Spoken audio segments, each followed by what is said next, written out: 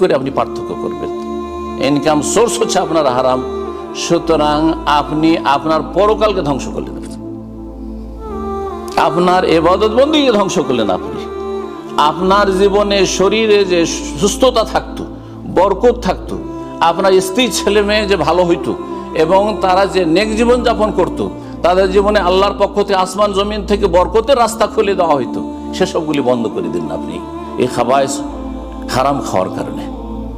এই জন্য বললাম যে খাবায়েস সেগুলি, যেগুলি অনেক জিনিস আছে আমি মনে করছি আমার হালাল পয়সা দিয়ে কিনে খাচ্ছি, ধূমপান করছেন, জর্দা খাচ্ছেন, তামাক জাতীয় জিনিস ব্যবহার করছেন, আমি হালাল পয়সা দিয়ে আমি হালাল রোজগার করছি, যেই পয়সা দিয়ে আমি এগুলো কিনেছি সেই পয়সাটা তো হালাল।